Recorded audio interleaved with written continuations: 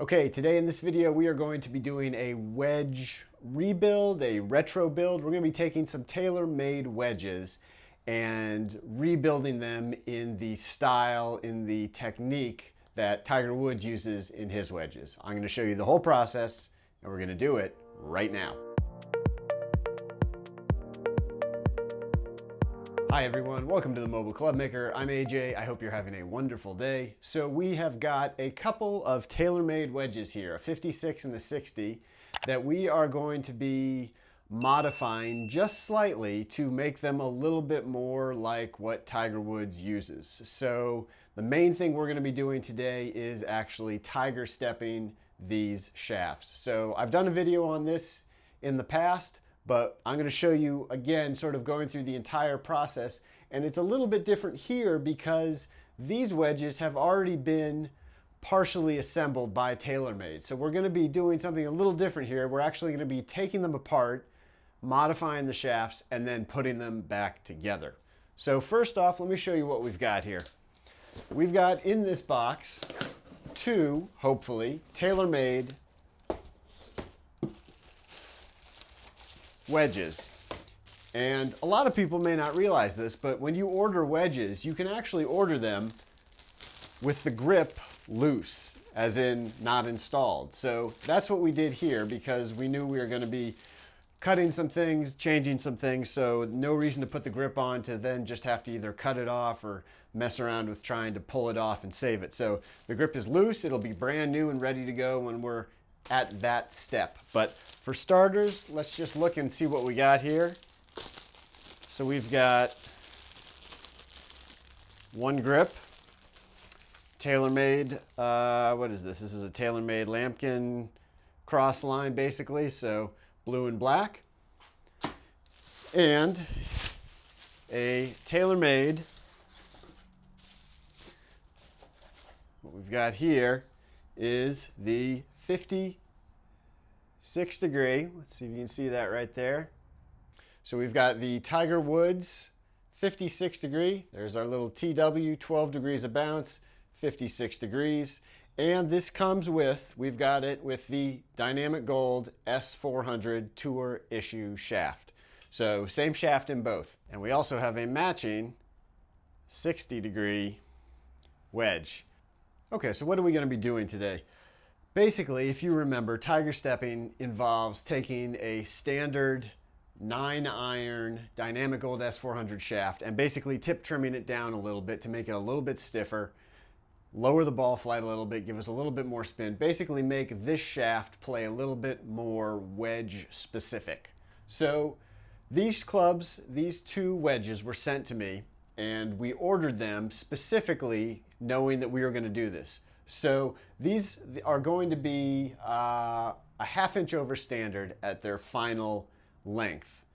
So when they are all finished, we're going to be a ½ inch over standard. We ordered them a full inch over because that's going to give us the extra room we need to do some tip trimming and just a little tiny bit of butt trimming to get us right where we want to be at that ½ inch over standard and still have that tiger stepping wedge shaft in there. Okay, so the first thing we're going to do, take a couple measurements, check the lengths on these, and then we're going to be pulling these shafts, prepping the heads, and getting the shafts ready to tiger step them.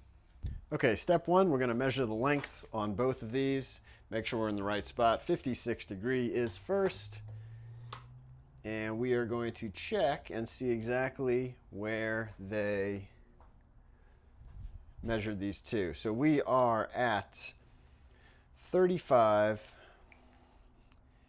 7/8.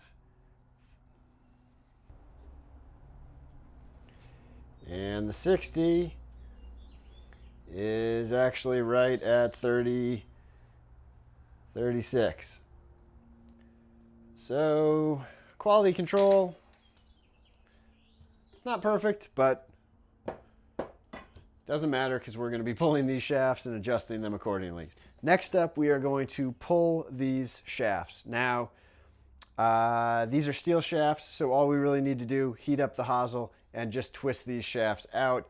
They don't have grips on them, which makes it a little harder when we are twisting, so we're going to see if we can do this without putting it in the shaft puller. but if we have to, we'll move it into the shaft puller. Remember your gloves, remember your goggles.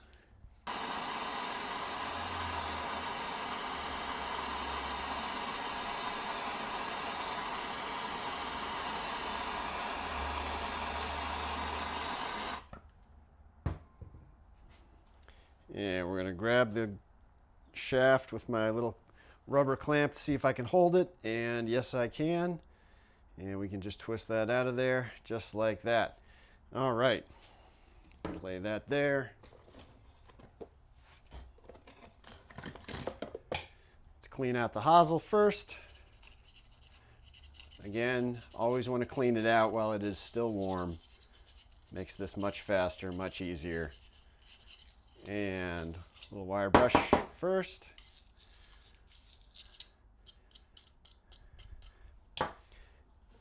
And let's, whoops, got my drill under the camera.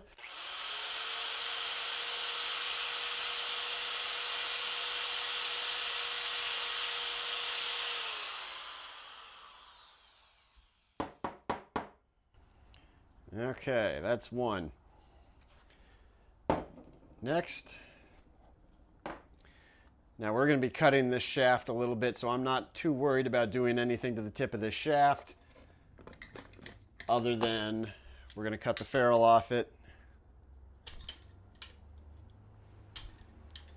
Well, this ferrule is really stuck on there.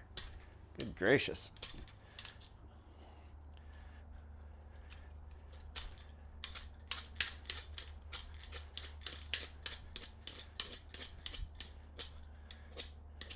I don't think I've ever had to peel a ferrule off like that, but there we go. Ferrule's off. Next up, we are going to need to tip this shaft to Tiger step it. If you remember from the previous video, or if you didn't see the previous video, what we are doing here is we are going to be trimming, tip trimming 3/8 of an inch off of this shaft. Now, this club was made at 1 inch over standard so that we could do this tip trimming. What that means though is if we're going to cut 3/8 of an inch off of this end, we're going to need to cut an additional 1/8 off of this end in order to get us back to our 1/2 inch over standard. 3/8 plus 1/8, 4/8, or 1/2. So that is what we're going to be doing. We are going to probably have to adjust that slightly. I'm going to go online and get the final TaylorMade spec lengths because, like I already showed you, the cuts weren't great, and the 56 is actually shorter than the 60 right now, which is not what you want. So I'm going to double check that and make this cut according to what they are supposed to be. But we are going to mark these off, cut 3/8 of an inch off the tip, and then adjust the butt cut in order to get the right length and in order to get the 56 slightly longer than the 60.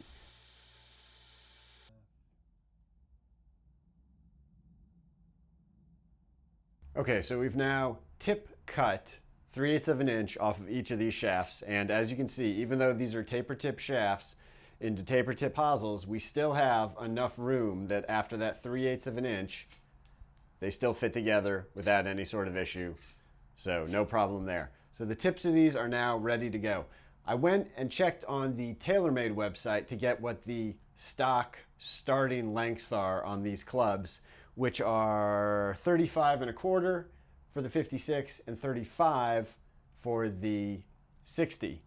And well, these again were supposed to be 1 inch over that, so where the 60 was exactly 1 inch over, just like it was supposed to be, again, the 56 wasn't quite there, but it did have enough room that it allowed me to basically, just after doing the tip cutting, not have to do any butt cutting, and we got to just about the perfect length. So we only had to butt trim the 60-degree wedge a quarter, a little bit less than 1/4 of an inch to get us to the final length of 35 1/2, and the 56 will be at 35 3/4.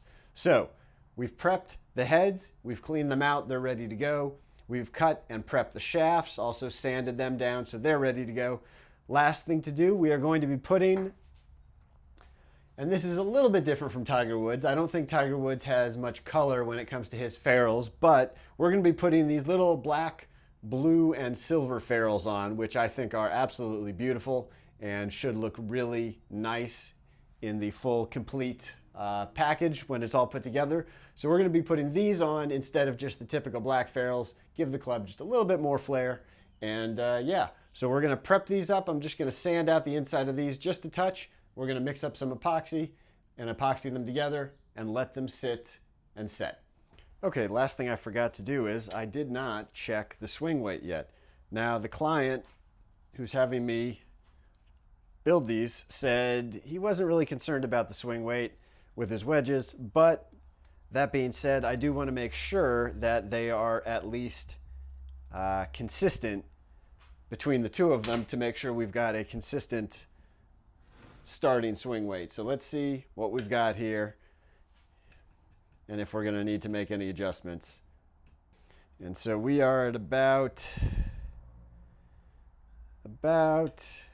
D8. And honestly, that is basically right where they should be, because I think they're supposed to be D5 at standard length. These are a ½ inch over, so that's going to put us into that D8 range. Okay, the epoxy is ready to go. Let's get started. Again, first, let me just quickly run the sanding bit around the inside.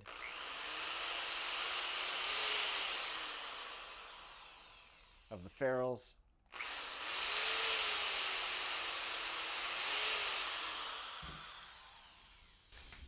Just like that. And we're going to start with the 56. Always make sure you label all your shafts so you don't accidentally put the wrong shaft with the wrong head. So I've got my 60 labeled here, so this is the 56. Inside the head, again, as always, just use enough to coat the surfaces. Do not glob it in there, do not pour it in there. Just enough to coat everything. Next, let's put the ferrule on. Put a little epoxy right there. Get the ferrule started. A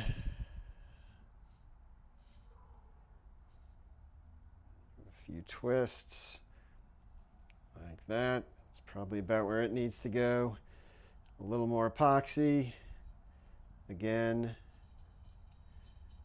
we're just making sure we coat everything with a very light coat of epoxy. Okay, and we're going to put these together, rotating as we go.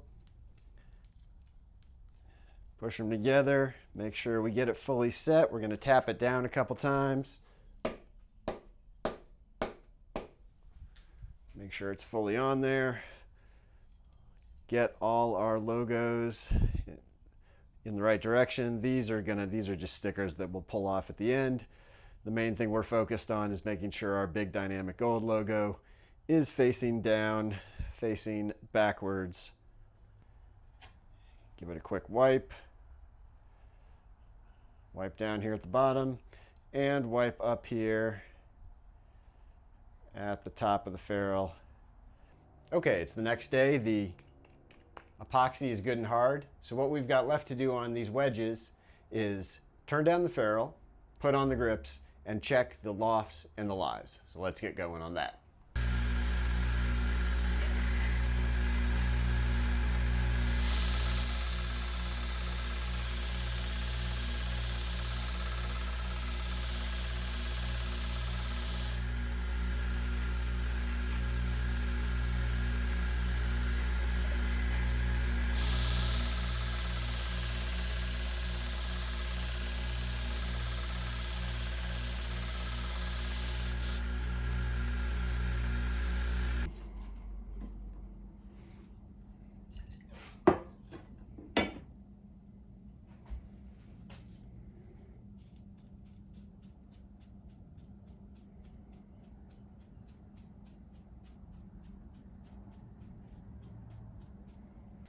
Okay, let me show you how we're going to do this grip. These grips are going to be a little different because we are going to be building them up with the lower hand, having some additional wraps to reduce the overall taper. So let me show you how we do that. First off, we're going to mark where the end of the grip is basically going to sit. So we hang it off the end about 1/4 inch, and then we put a line a little bit in from the end of the grip. Remember, when you put a grip on, it stretches and it actually sort of sucks back a little bit. So you don't want to put your line all the way here, because if you run tape that far, the tape's going to be sticking out when you're done, and that doesn't look good.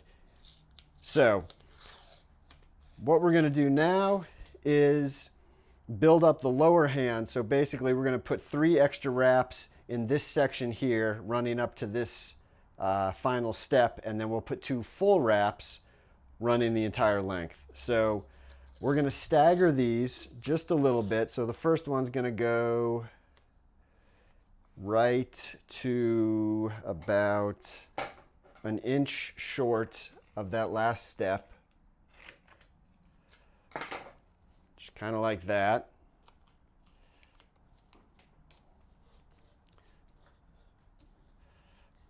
Okay. Next one, we're going to run opposite side. We're going to start on the bottom so we don't get the layers of overlapping tape all on top of each other. That can build up a seam. And we're going to run this one and make it just a little bit longer, basically about a 1/2 inch longer than the first one. And we're going to wrap this guy on. Okay, one more. Again, this time we're going to make it just a little bit longer and run it basically here to the end of that step.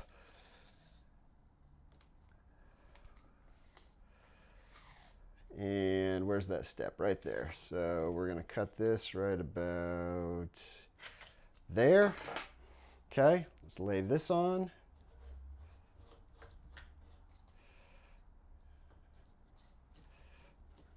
Okay, now we're just going to run 2 full wraps.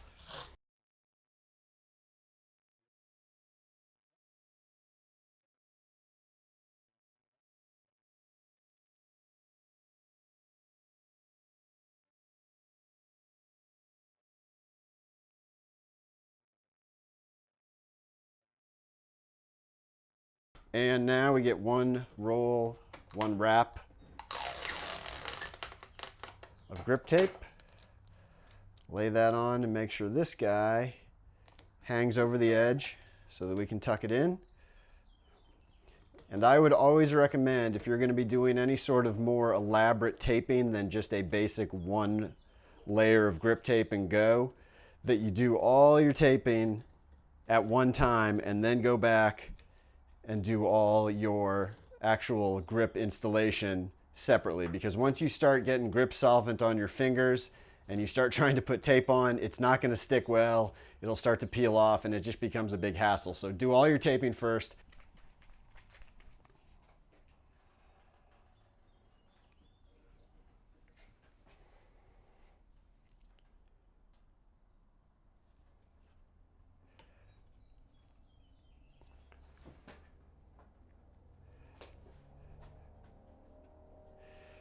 And just like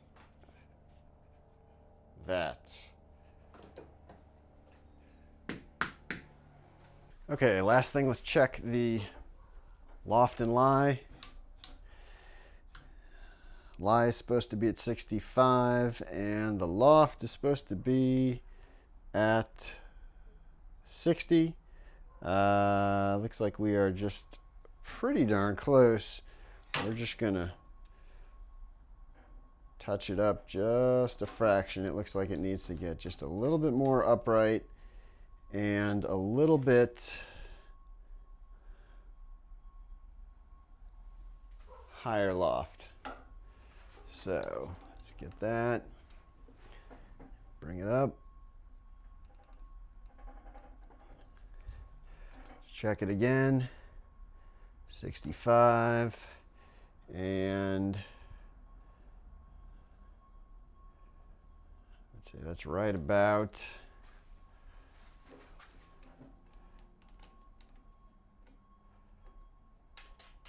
whoops.